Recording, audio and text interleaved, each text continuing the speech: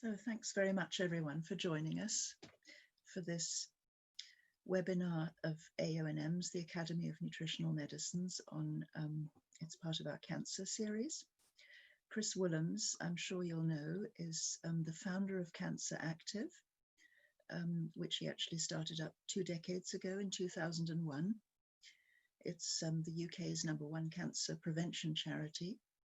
He's an international speaker on integrated approaches to cancer and is the author of many books, including Heal Your Gut, Heal Your Body in 2011.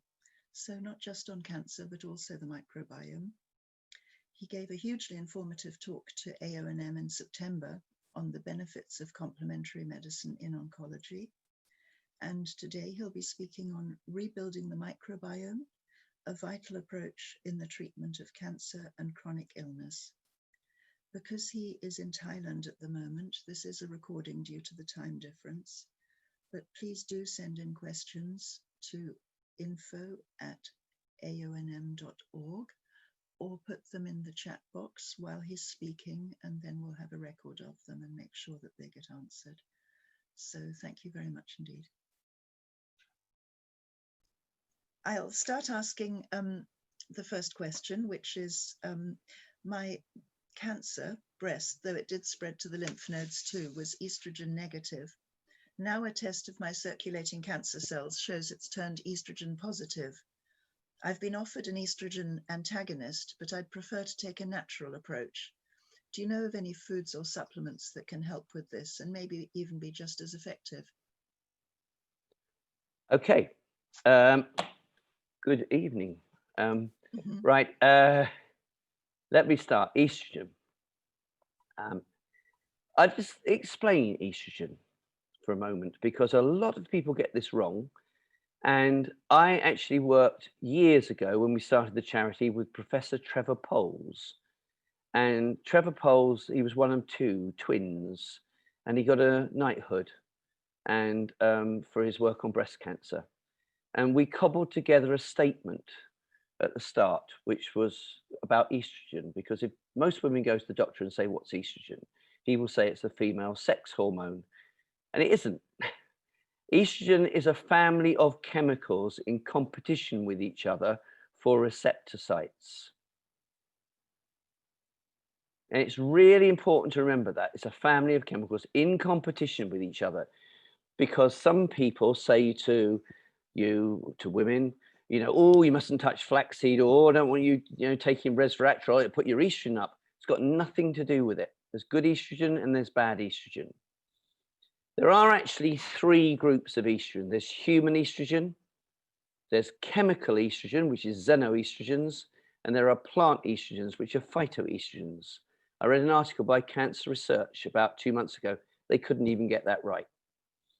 Now, human estrogen, typically when you've got your ovaries around, you make estrone and you make estradiol. And estradiol is about 40 times stronger.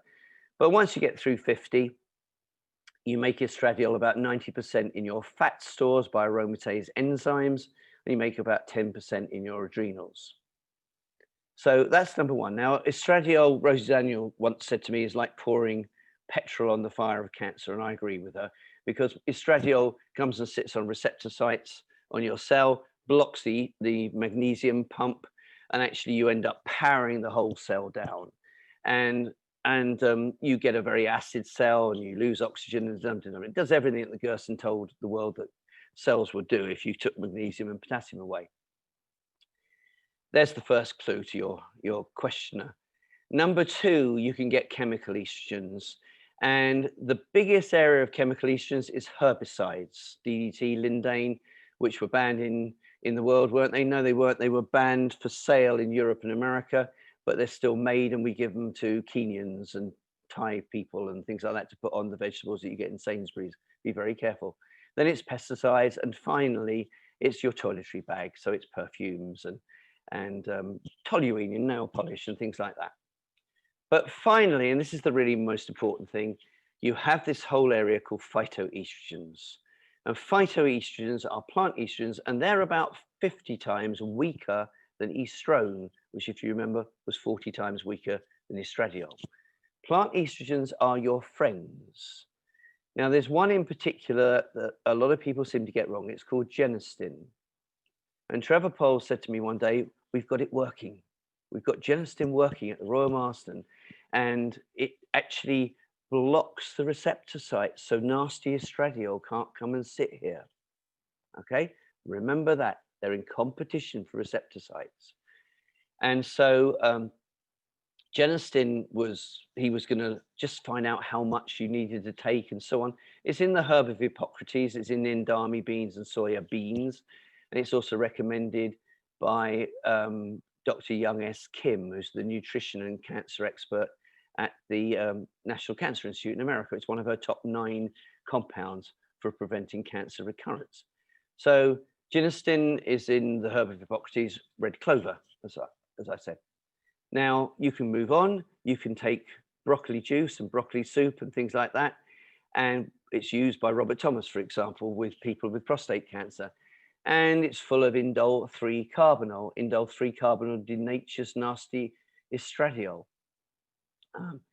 Equally, how else would you get rid of estradiol? Well, don't have fat stores, do exercise, and go onto a rainbow diet because it will limit your fat stores. Finally, not quite finally maybe, there's melatonin.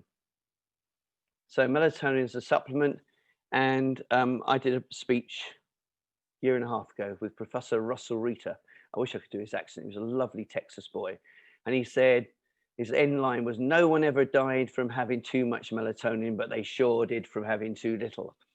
And melatonin, we know, be very careful here, is made 45 minutes after you go to sleep by your pineal gland. And melatonin is the biggest antioxidant we make, and it's very, very powerful, and it's a very, very powerful anti-inflammatory. So if you add those two together, it's why sleep is so healing. So actually, it's not really a sleeping drug, you know, it's the healing drug. And we know melatonin's got 5 actions against cancer cells. And we also know that from biochemistry, it regulates your estrogen and your growth hormone. But we know from reality it does. So long-haul air hostesses, men who do night shift work, actually have low melatonin production, and they have high body estrogen. So melatonin is very good. But the question there, the medicinal dose, by the way, is 20 milligrams. The question there was actually, do I know of other natural compounds in the context of aromatase inhibitors? Well, there was, and I can't remember his name, so I apologize. There were a couple of oncologists working together, and one was half Chinese, half American. I think it was in Chicago, and he got fed up with having people coming along to him on letrozole or anastrozole. And he said, I know loads of Chinese herbs that work and reduce your estrogen. So he put together a product called Myomin. And this was about 20 years ago. And if you look at Myomin on the internet, you'll see all the skeptics are lined up underneath it, which usually tells me one thing, that it's a danger to big pharma profits. And Myomin, I checked it. It's got 2 herbs in it, which are excellent at cutting your estrogen. 2 are good, and 1 I can't find any research on, but I'm sure he knows much better than me because he knows all about Chinese herbs. So where would I be on this? I would eat lots of greens and beans. I wouldn't have fat stores. I do exercise. I'd eat the rainbow diet. I would eat lots of broccoli and lots of greens and beans, pulses and things like that, legumes to our American friends. And I would certainly take melatonin, and I would probably take indole 3-carbinol and Myomin as well if I didn't want to take the aromatase inhibitor. End. Fantastic. Thank you very, very much. Lots of brilliant information there.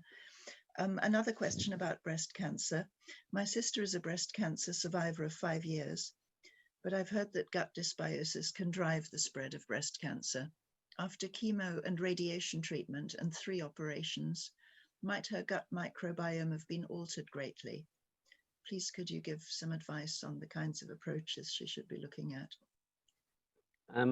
I don't think the word might is appropriate. Her gut bacteria and her microbiome will have been altered greatly because she's been through the mill. And it always amazes me that, I think I was talking to Julian Kenyon about this, that oncologists go, right, okay, see you in a year, it's all over. And it's not, it's just beginning. That's when you need to get going. That's the really most important point to make, I think, on this one. So, you know, I was looking at some work on stem cell transplants, and people had had stem cell transplant, and they have 2 drugs, 4 rounds. And 1 year after the stem cell transplant, if they didn't do any work on their microbiome, only 27% of the original cells were there, original bugs were there. So it's a huge drop you can take if you have chemo and radio and surgery and lots of antibiotics and so on. So yes, you should start doing it there. I favor starting over about a 12-week period with killing the bad guys, because what we know is when your good guys are damaged, the bad guys come out to play. Your immune system goes down as well, but the bad guys come out to play. And you can have 4 types of bad guys in your body. You can have parasites, you can have E. coli and other bad guys like this, and you can have bad bacteria, you can have viruses. Your virome is 150 trillion strong, but your microbiome is only 90 trillion strong. Nobody seems to ever know that. And finally, you can have yeasts. So one of the first things I do, use oregano oil to kill the yeasts. I might use artemisinin to kill E. coli, which is a player in breast cancer. We might go on after the 12 weeks to use things like Paldarco, which will kill viruses, because would you believe even HPV is a player in breast cancer. So glandular fever, what's it called? Epstein-Barr is a player. Herpes, cold sores, shingles are players. So we try and knock all these out, because with the good guys going down, they've all come out to play. That's the big problem. We know, for example, women with breast cancer, huge loss of lactobacillus, maybe not even got any.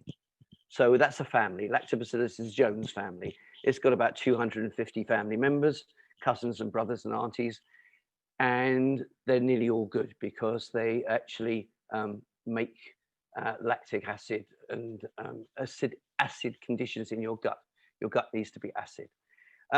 So where was the question? You've lost lots of lactobacillus. You've got E. coli. You might have viruses. You might have a parasite. You will definitely have yeast after all those treatments. Time to get going. Time to rebuild it. So we would go on a 12-week program to kill the yeast and use artemisinin first. Then we treat the viruses, if you have any, with Paldarco, 1,000 milligrams first thing in the morning, 1,000 milligrams last thing at night. We might take Parafree, which not just knocks out parasites, it kills yeast again, and it kills viruses.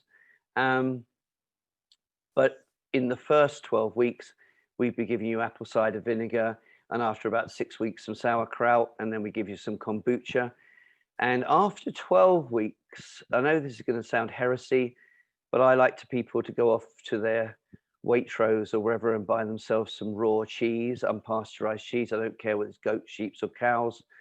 And I use chuckling goat kefir, but not at the levels they talk about. I just want you to take a tablespoon or 2. So a tablespoon of raw cheese on the Monday, a tablespoon of kefir, chuckling goat kefir on the Tuesday, and keep going. What have I just done? After the first round of killing all the yeasts and things like that, when you shouldn't, E. coli and yeast love sugar. So during the first 12 weeks, it's no glucose, no high fructose corn syrup, no lactose, no eating fruit after meals. You've got to keep your sugar right down. After that point, you can have some lactose. So you have the whole cheese, and you get trillions of bifidobacteria, don't need a probiotic. And you have the chuckling goat and get trillions of lactobacillus. But the raw cheese gives you one more thing. It gives you immunoglobulin A. Put the teeth back in. Immunoglobulin A. And immunoglobulin A tells some bugs called bacteroidetes to actually reline the gut, because that's what you've lost with all the chemo. You lost the lining of your gut. And mum gives one to baby. That's why she gives them bifidobacteria and immunoglobulin A in her milk. And you could use colostrum, by the way. I was asked the other week instead of raw cheese. And immunoglobulin A kicks immunoglobulin M and C and gets your immune system going again. So 12 weeks and off you go. And then you can do the other things and eat bacteria for the rest of your life. I had 32 years worth of antibiotics when I started out my little life, antibiotics for tonsillitis every year. I've made it to 71. Ah, Just because I like raw cheese and eat fish oils and things like that. Olive oil, fish oils, berries, soluble fiber, they all put up your gut bacteria. fantastic. Thank Next. you. And well, of course, your book, Heal Your Gut, Heal Your Body, contains lots and lots of tips that are very... Yeah, I decided when I wrote the book, I thought it was really important because I wrote the book in 2011, which is way ahead of every other book, I think. And we were in the early stages then, and people were talking about the problems. And I used to have a sign when I was in advertising, a sign right in front of me, which said solutions, not problems. And anybody coming in with a problem for me, I just used to point to the sign. So I decided to write a book that was about solutions. It told everybody all about what was wrong with Alzheimer's and Parkinson's and things like that, but it actually told people how to fix it. Right, thank you. Another listener wrote in after your talk last time. She'd been reading a lot about blood group diets and wondered whether that had any relevance in cancer, as well as building a healthy microbiome.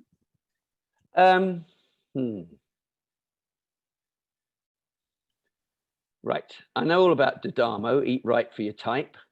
I know that Gonzalez was using, and I've forgotten his name, a guy who came along after William Kelly and was doing metabolic typing in America. And Nick Gonzalez was using that in New York. And he had 5 different categories of people, and he was giving up to 130 supplements depending on your type to kill your cancer. But I'm not very in favor of it. I'm really sorry. Yes, I think some people have allergies and some people can't eat things, and it tends to relate to their gut bacteria rather than their DNA, in my opinion. And so I'd be more conscious of having some sort of microbiome analysis, but I would rather do a microRNA analysis than the usual. Oh, look, you've got this gut bacteria. Oh, no, you've lost that one type study, which doesn't really tell you much because a lot of the ones you've lost, we don't have. We don't have as probiotics, so you can't fix it. So microRNA analysis tends to do more for you because you can build a solution in other ways. So I do think that there are more important things than your DNA. I mean, at the end of the day, you've got 90 trillion gut bacteria and you've got 7 trillion cells. So they outnumber you 13 to 1, and they make 75,000 genes and you make 25,000 genes, or you've got 25,000 genes rather. And so their genetic messages are 3 times more than yours. And at any one point, 38% of the small molecules in your bloodstream come from them, not you. So they have the ability to overwhelm your DNA. Trump your DNA is the word I've been using till recently. We'll get rid of that one, shall we? And you know, and they can, you know, increase, help your DNA or your microRNA, and they can put down your microRNA, as they did, say, for Jeffrey Boycott. Parasite put his microRNA down and caused him a cancer. So go back to the question. Do I think blood type is important? No, not as important as analyzing your gut. And do I think diet's a factor in all this? Yes, diet is crucial because, think about it this way. Your first job is to nourish them. As a professor at Harvard once said to me, he said, look, you eat these foods, you make more of these bacteria, and they make anti-inflammatory molecules. But you eat these foods, they make more of these bacteria, and now you're in trouble. They make these inflammatory molecules. And that's how he was a professor of rheumatism and arthritis. And he said that's how rheumatism and arthritis or cancer get going, because of this inflammation and something called COX-2, which is turned on by diet as well. Right. Did I answer the question? Definitely. That makes a huge amount of sense. Thank you. 2 queries about parasites. In Yep. the webinar last time, you mentioned parasites and how they can change the microbiome. How would someone know that they had a parasite? They seem to turn up on tests very, very rarely. And do you go the road of parasitics like mebendazole? which is one of the repurposed drugs that I think you have written about on the Cancer Active site, or do you prefer a natural approach? Okay, I've decided to write your questions down because there's always about 4 questions in each question. Sorry. No, it's all right. Right, yes, it is incredibly hard to tell whether people have got parasites. Things like Helicobacter pylori, which are in the stomach, that's easier to suss out. But parasites in the gut, much harder to test for. I know for a fact doctors don't like doing it. I think I covered this all last time because they get 6 guesses. They send off the stool sample and they get 6 guesses. And how do they know what's common in Thailand? Let's be quite honest. I'm being fair to them.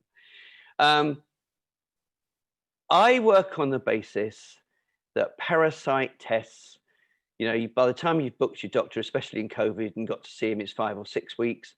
And then he's done the analysis and everything else another month. You might as well use a parasite killer. I really do. It's all over and done with. 4 weeks to kill mum and dad, 5 days off, and then 4 weeks to kill the babies if they've laid eggs. Not every parasite lays eggs. So it's actually simpler to do that.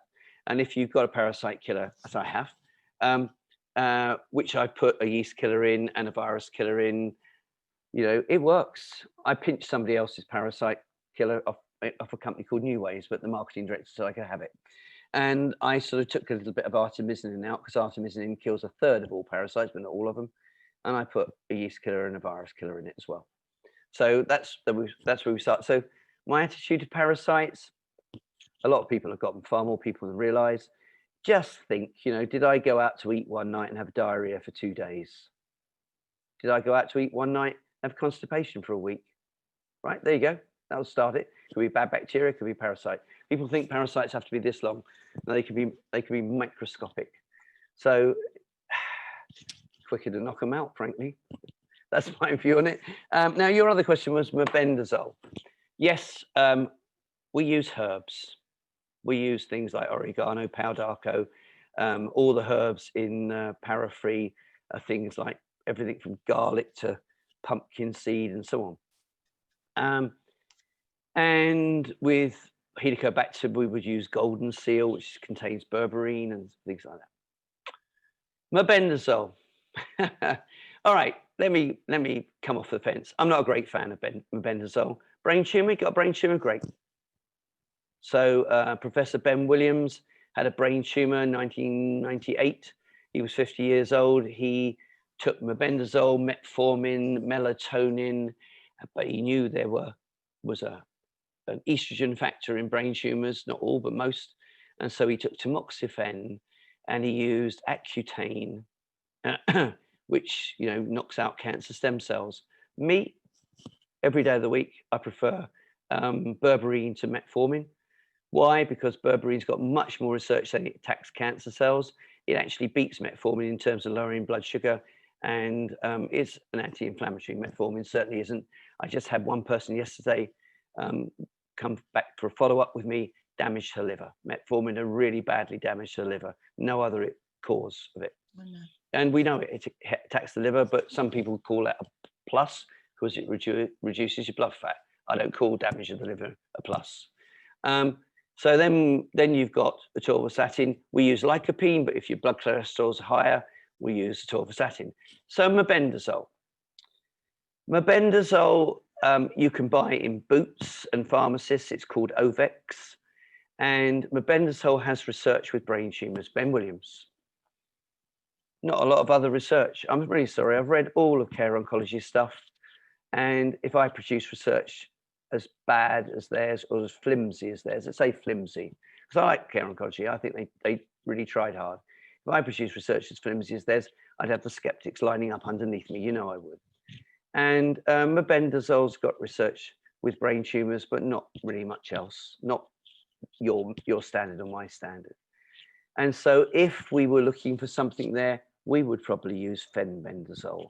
And we would use fenbendazole, which is a dewormer for dogs and cats and things like that, with CBD or a little bit of cannabis under the tongue at night time. Sometimes vitamin E succinate, but you need vitamin D, good levels of that. You can buy fenbendazole, it's called Panacure. You can buy it in Waitrose as well, believe it or not. It's not a plug for Waitrose today, by the way. So I would rather use a natural job first, much rather use a natural job first. We would use fenbendazole much more for its cancer killing abilities than anything else. Right, thank you. You mentioned Accutane there for reducing stem cells. Is there anything natural one can use instead of that? Yes, there are 3 off-label drugs that you can use for cancer stem cells. Doxycycline, which I'm very open in public saying I wouldn't go near. It's a damaging antibiotic. Number 2, Accutane's got side effects on the liver. The one I might look at is niclosamide. That's a drug which, if you're P53 deficient, knocks tumors back about 60% and damages cancer stem cells. So I might look at that. But actually, there are loads of good products, good natural compounds that can attack cancer stem cells. No particular order. Holy basil, ursolic acid, which is also in pistachio nuts. Then it's lycopene, turmeric, resveratrol, EGCG, ashwagandha, feverfew, parthenolide. Want some more? That will do, wouldn't it? Let's say, there's, it's very, very interesting. You see, prostate cancer. Prostate cancer is about glutamate, and it's also about cancer stem cells. So number 1 cancer for cancer stem cells is pancreatic. Number 2 is prostate. And so prostate's a very different cancer. And when you line up all these things, lycopene, let's cut your blood fat because blood fat's a big player in prostate cancer. And there's research with holy basil, the number 1 Ayurvedic herb, and prostate cancer, where people take curcumin or resveratrol. And then it goes on, pomegranate. And when you look at them at the end of the day, they all do a job, but then they all attack glutaminase, which stops glutamine converting into glutamate.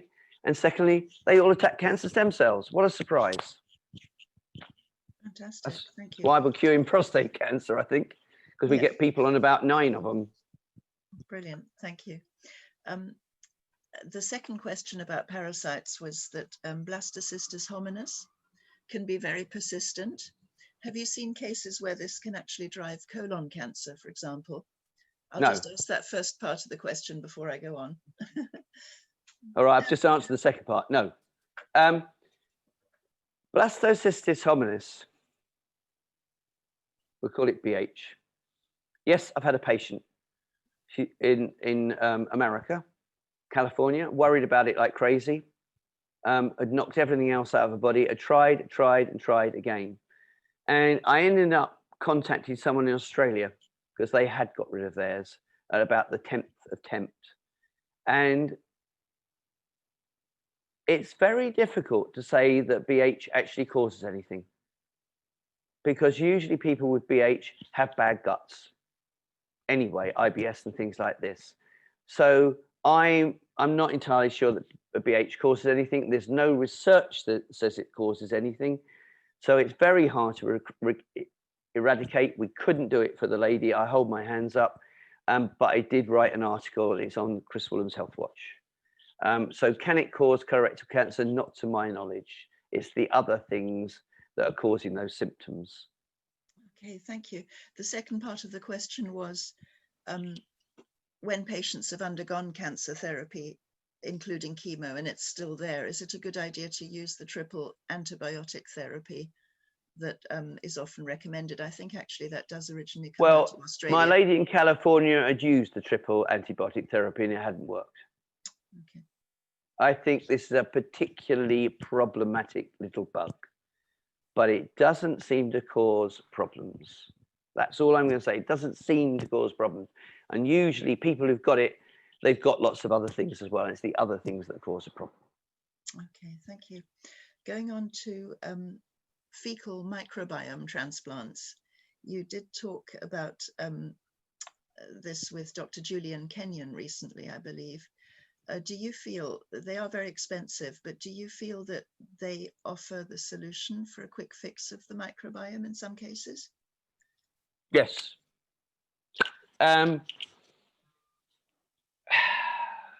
Right. Theoretically or legally, I don't know which one you'd use, they are approved for Clostridium difficile. And I think that's still the case in America. But you've got people like Thomas Barodi in Australia who've been using fecal microbiome transplants for 30 years. And when they say to him things like, you've really got to do a clinical trial, he just gives them the stare. There's a guy called Neil somewhere or other down at Melbourne who's using them a lot. And, you know, Julian, and I agree with this, Julian said, I was using them.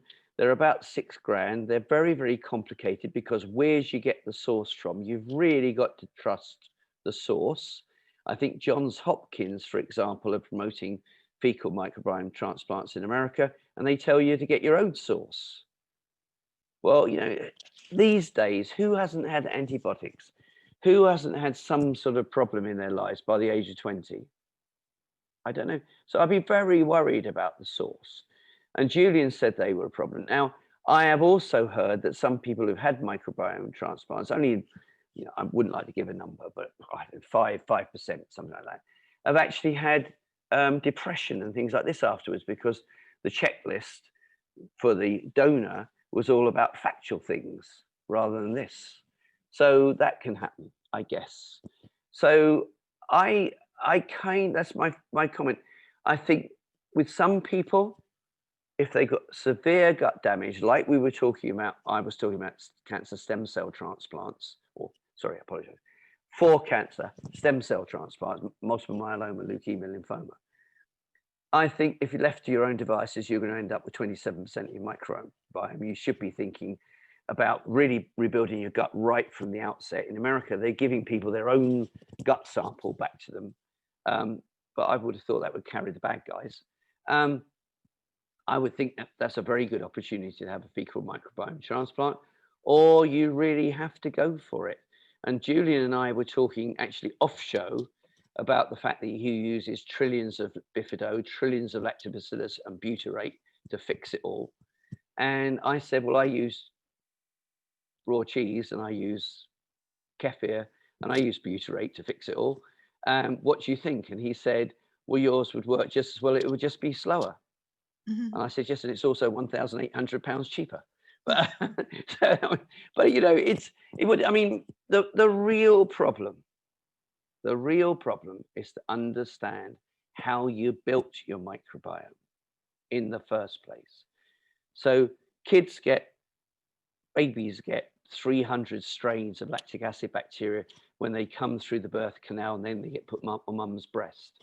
And it builds up like a rocket after that. Get them out of hospital as fast as possible because you pick them up. But they're very acid. Their guts are very acid, so they keep the bad guys away. But then, you know, they get to about 1, and this is the classic, of course, kids get a cold. And then a couple of weeks later, they get another cold. And then they get another cold, and then they get another cold. Don't get a lot of colds. Who designed these? The answer is they didn't have a cold. What that child had done one time, he touched the neighbor's dog and he put his finger in his mouth.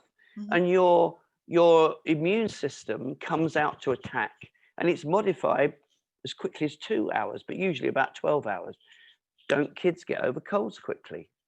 You know, you had a bit of a fever and temperature when it was all happening, but you're over it very quickly. And 85% of your immune memory is produced in terms of all these bugs you get. Now, if I'm giving someone cheese and kefir and then kombucha and whatever, and trying other things, apple cider vinegar, am I going to guarantee to give them back the dog licking bug? How can I? How can I? So I think a fecal microbiome transplant would be quicker and would win hands down. But don't think it's perfect, please. Okay. And as you said, the source is vital. Yeah. £6,000 at least. Yeah. And how do you find a source? Yeah, exactly. Yeah. Thank you. This next one refers to Parkinson's, I think, in a patient who's already got a history of cancer as well. Can I please ask you about a recent study you covered on your website? The Department of Neurology at the University of Helsinki have shown that an imbalance of gut bacteria is associated with Parkinson's disease, and this may well be caused by certain antibiotics. This patient asks whether he should be taking extra precautions if he ever needs to take antibiotics because of this history of Parkinson's in his family. Right. My dad got Parkinson's when he was 64. Oh, And then when he was 67, he went on and got Alzheimer's. Hmm. My dad never took a supplement. My dad always had mouth ulcers, had tonsillitis regularly, was always ill, whereas my mum was, the tough one in the family. And we went to work with my ad agency, went to work for free with the Parkinson's Society. And they're still playing around up there. And when you look at the case, we know Parkinson's patients far more likely to get constipation in their lives. What else? Far more likely to get mouth ulcers, and far more likely to have high H. pylori in their stomachs. So, if that doesn't spell out you've got a problem with your gut, I don't know what does, because we know mouth ulcers are associated with yeast, bad yeast in your body, and also a problem with the microbiome in the mouth. Well, believe it or not, they've also done a test now where you can analyze the mouth bacteria and predict whether someone's going to get Parkinson's. Wow, I haven't heard of that. Amazing. Well, it's all on my site. So we've got about, this chap's picked up on one of the articles, but I've done a little overview. We've got about 6 or 8 studies now where the bugs in the gut are linked to Parkinson's. So there's a loss of Prevotella in all cases of Parkinson's. There's a gain of E. coli. Well, E. coli is one of those bugs we all have in us, but the second you get some food poisoning or you have drugs and antibiotics, you damage the good strains that keep it in check. Sometimes you render them extinct. Now, E. coli, we have research on it, comes out to play in the body, linked to colorectal cancer, prostate cancer, breast cancer, etc., but it's linked to Parkinson's as well. So that's another area. It's more complex than that, but sometimes it's linked to, I never know how to pronounce it, they firmicutes. And as I said, we know that's also linked to constipation, firmicutes, but it's linked to Parkinson's. And there's another study that shows Bacillus something or other, Bacillus subtilis is missing, and if you give it to people with early stages of Parkinson's, they can get over their early stages of Parkinson's. I'm not going to guarantee that, that's just what I read. So it might reverse it all. But the oral microbiome, I just thought one thing, analyzing the oral microbiome to predict Parkinson's, 84.5% accuracy. Wow. Okay, Fantastic. so I don't know what the question was now, I've lost it. But well, the question would I was rebuild my gut? Yes, I would. If Parkinson runs in the family, then think about it. It's not this that runs in the family. Gut bacteria run in the family. How you ate as a child in and around your parents and things like that control a lot of build-up of bacteria in your gut. So I would go and rebuild my gut after cancer treatment. I've already answered that one anyway, really, today. Right, no, fantastic. Thank you. And try to avoid antibiotics if possible. That was the other part of the question. And I have an article, a blog actually, and I think this is really, really important. I have said publicly, I don't think any child under the age of 7 should have antibiotics unless they're at death's door. It ruins you for life. Mm-hmm. Yeah, thank you. Fantastic. This question asks about the variety of microbiomes in the body and how they differ. I know we've got a specific oral, gut, skin and lung microbiome, for example. Some specialists have even spoken about a brain microbiome. Do we feed each of them individually, or is the balance that you've talked about sufficient for all of them? Okay. All right, you've got a gut microbiome. You've got a lung microbiome, which tends to be, right, what they say about these microbiomes is they all balance out in the end. They all become the same. I'm not sure. Because the gut microbiome seems to sort of take it worse if there's a problem around. So you've got gut microbiome, lung microbiome, and you get lots of problems in the lung microbiome from an early age, asthma, then you got pulmonary disease and whatever, and there's very clear research. There's a meta-analysis since 1990 was when they first discovered there was a gut-lung axis, and they showed then that people who got lung cancer or pulmonary disease or whatever had a very bad microbiome in the lung, and that if they were given drugs, it could make it much, much worse, and they might only have like 40 or 30% of their microbiome left after taking drugs for lung cancer. And then to correct any pneumonia, the doctor would give them antibiotics and finish them off. This was 1990. Wow. Right, then we know there's a brain microbiome, and I've written about this, and we know that certain bacteria cross the blood-brain barrier to be in it. Others can't get there. We know there's a skin microbiome. But we also know there are organ microbiomes. So there's a microbiome in the pancreas, for example. I think I talked about this last time. There was a rush of bacteria, a 1,000-fold rush of bacteria to the pancreas before pancreatic cancer. And there was also a yeast, Marissa or something. I think I promised last time to look it up, and I haven't done it. But that goes to the pancreatic microbiome, and on its surface, it's carrying a carbohydrate called MBL, and they drop that into pancreatic healthy cells, and bingo, oncogenesis. So you know your breasts, women's breasts have a microbiome, and we know, for example, what's it called when women can't breastfeed for a day or so? Not lactitis, no. And they I don't know the term. Pardon? Probably, if that is the right term. Yeah. And they can't feed milk-wise. And we know now that all you got to do is take lactobacillus for 24 hours and it'll clear it. Okay. And doctors give you antibiotics, give women antibiotics to get rid of it all. So it's not, you have to regenerate the microbiome all the time. And I mean, there was a classic, because there were 2 studies in about a month on the skin and how the skin had its own microbiome, and the skin's microbiome got damaged by chemicals in your soaps and things like that. And especially, wait for this, sun creams, which I haven't touched a sun cream for 23 years, I think it is.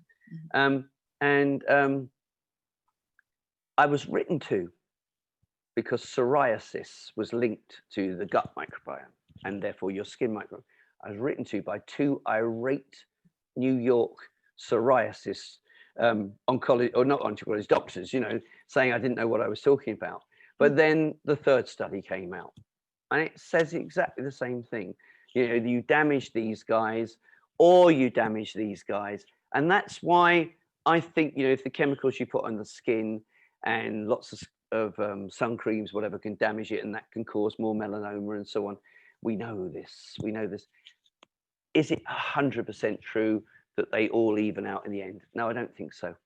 Don't think so. But you do have lots of different microbiomes, and the ones to worry about are the ones in your breast, in your prostate, in your colon. They're the ones to worry about, in your pancreas. Yeah. Is there anything specific one can do about the lung microbiome? I know we have several people listening who unfortunately are affected by lung cancer.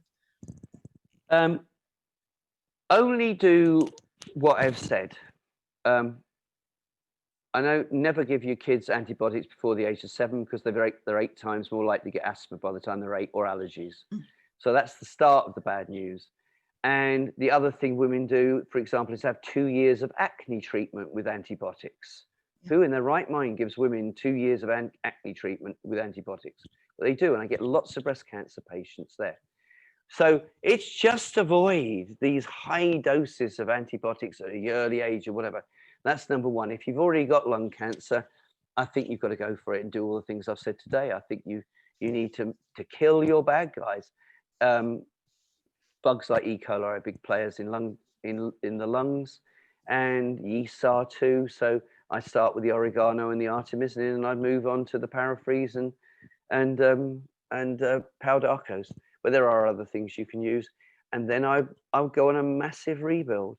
And please don't be surprised if it takes a year and a half to 2 years to get 80% of the way there. Right. Thank you. You've talked about fermented foods today.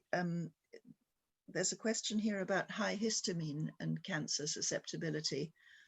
Is it advisable in certain cases to avoid fermented foods if one tends towards histamine intolerance? Okay, there's three. I can answer that. There's 3 bits to that too. Okay, intolerance. I'm going to write this down. Okay, you have to remind me of the questions, right? I want to go for the last word, intolerance, because I've just done an article on lectins, and I've had a guy write to me. I won't say from where, and he hasn't realised it yet. He's agreed with me. So basically what he said is, I've had Mrs. A and Mrs. B and Mrs. C and Mrs. D, whatever, and I've cured their IBS and everything else by getting rid of lectins from their diet. No, you haven't. That's never going to cure their IBS. You've relieved the symptoms. The whole point of my article was you damage your microbiome. And when you've damaged your microbiome, you have less chance of being able to process lactose, less chance of being able to process gluten, and less chance of being able to process lectins. So that's the kind of first thing. Underneath it all, you've damaged your microbiome. That's the thing you've got to fix. And in my article, I cited the people of Sardinia, because they got more 80, 90, and 100-year-olds than anywhere else in the world, and they eat raw olives, raw tomatoes, and dum-dum-dum, and their foods are very high in lectins. Do they have intolerances? No, they don't, because nothing damaged their microbiome in the first place. And we know that if you have bad yeast in your gut, the yeast can make you swollen, but they can also lay down roots across the gut wall. And when they lay down roots, they're just tiny holes. You might get tired in the middle of the afternoon. It's called leaky gut. 70% of the Western world have got it. So you might get tired in the middle of the afternoon. Why? Small molecules of food have gone from through the holes. Most people don't notice it. Okay? But then you eat gluten. And gluten turns on an enzyme called zonulin, and zonulin makes the holes bigger. Question is, would it have made holes or wouldn't it have made holes? Probably would have made 8 holes, actually.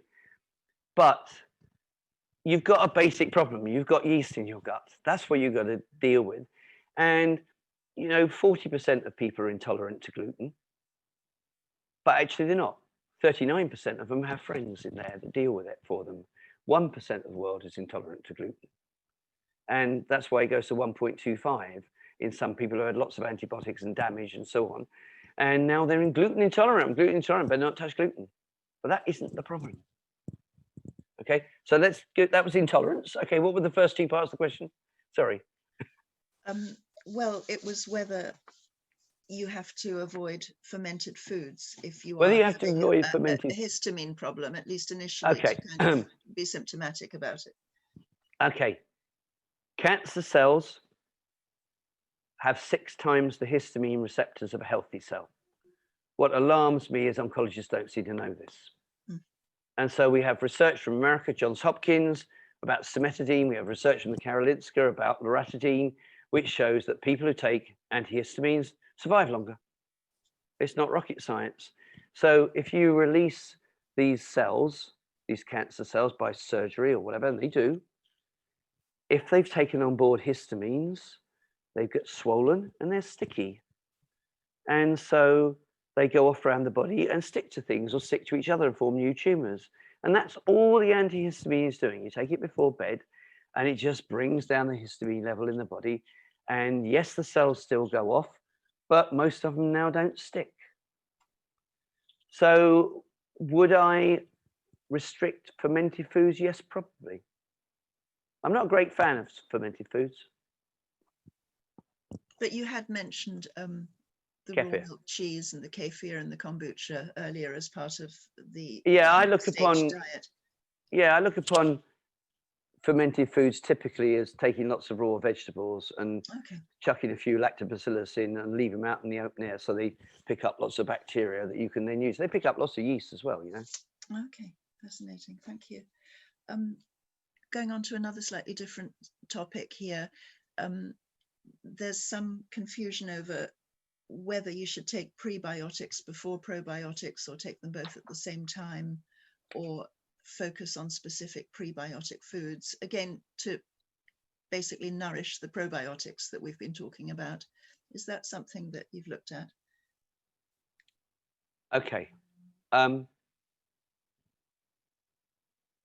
There's no, I mean, I can't prove you have to do one first rather than the other, but you do, if you sitting there today, you have a gut microbiome, you've not been near drugs or antibiotics for a few years or whatever, and you can boost the numbers of your gut bacteria by eating soluble fiber. So you can eat oats, and you can eat pulses, legumes, lentils, chickpeas, red kidney beans. You can eat vegetables, and you can eat nuts, walnuts, almonds, sunflower seeds, pumpkin seeds, and pistachios would be a good one as well.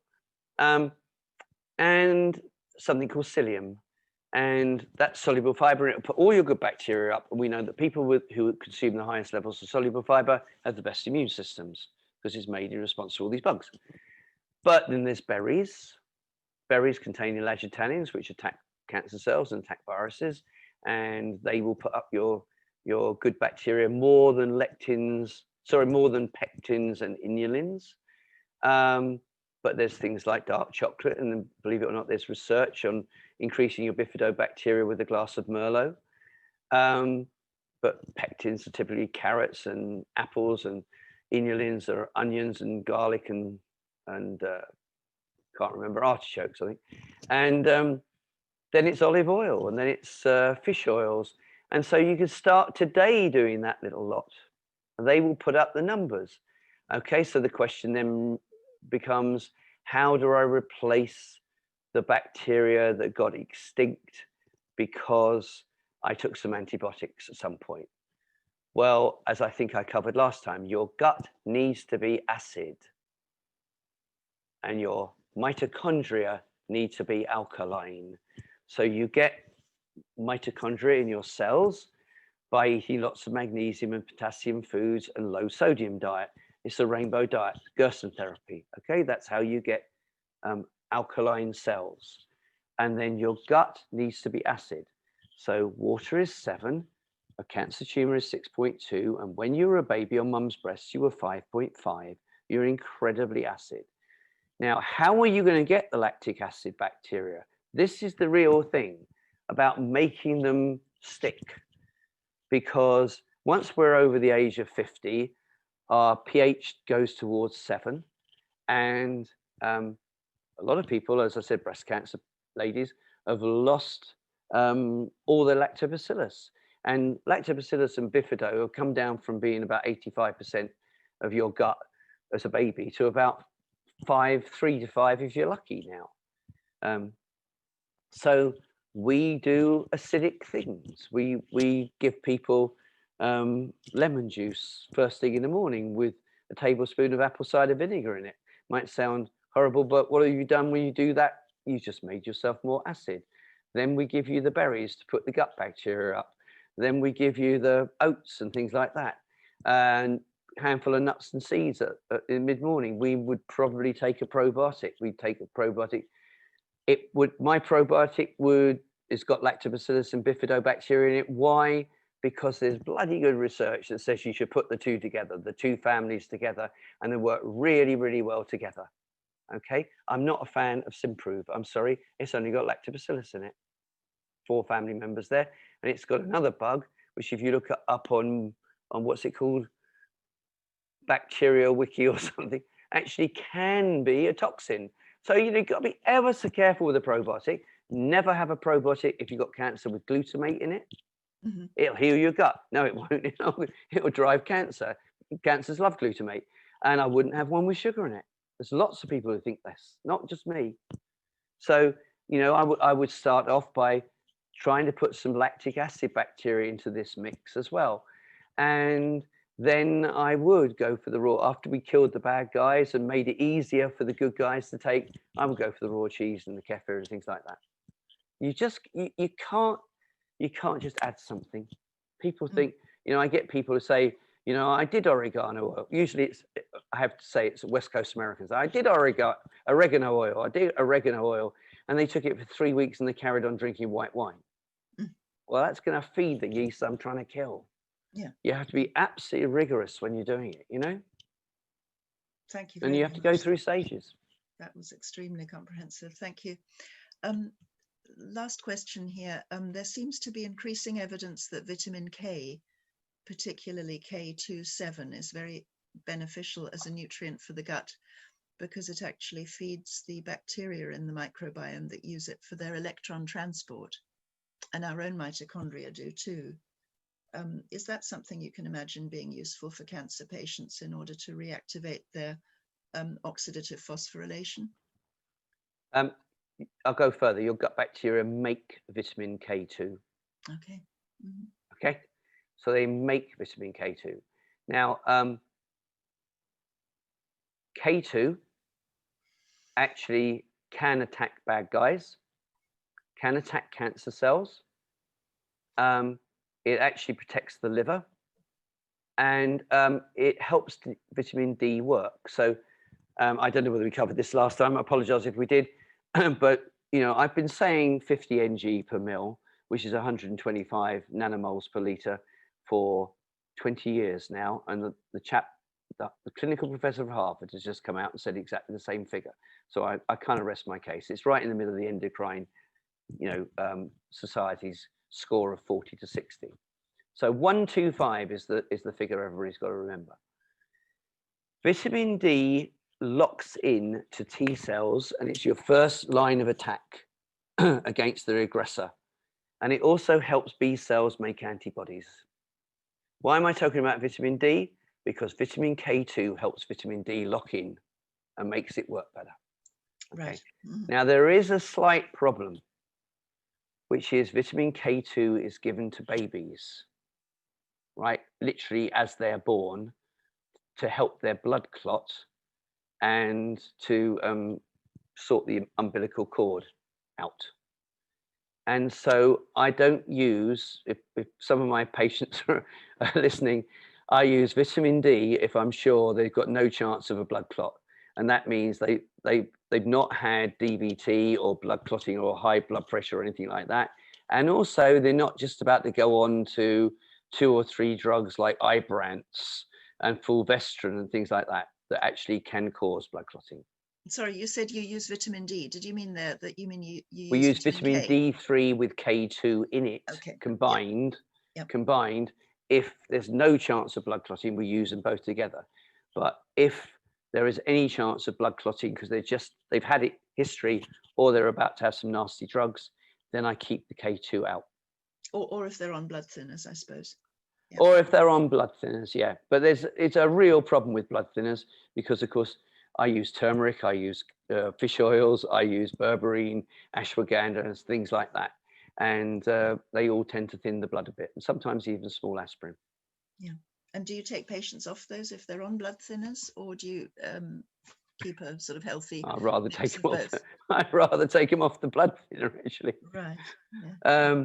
You know, it's. I would never suggest somebody come off the blood thinner, but you know, that's their decision. But a lot of, I mean, I have one guy, and he didn't want to be on his blood thinner, and went and checked it out and found that he had a 12.8 PSA, and by coming off his blood thinner, he fell to 6.8.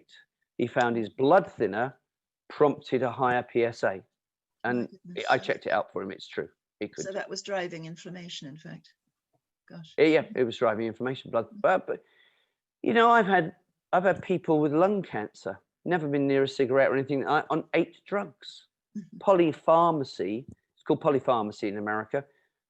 they get ladies. I mean, I covered a case once of a lady found in her own pool of blood in her condo because in New York, because she was taking 13 drugs prescribed by the doctor and had got flu. So she'd gone down to the local chemist and he'd given her, one of these liquid night nurse type things and some codamol or something. And that had taken it to 15 and finished her off. Polypharmacy is a real threat. The New York Presbyterian Hospital said that 28% of their admissions over a month period were due to polypharmacy and nothing else. But we have people where 8 drugs has caused cancer. I've had one lady who had colorectal cancer, and when she asked her doctor, she was with my cousin who was chief exec of Cancer Active, and she said, "Why do you think I've got this?" And he said, "Has anybody else in your family got colorectal cancer? Stomach cancer." And she said, "No." And he said, "Oh, it's just bad luck then."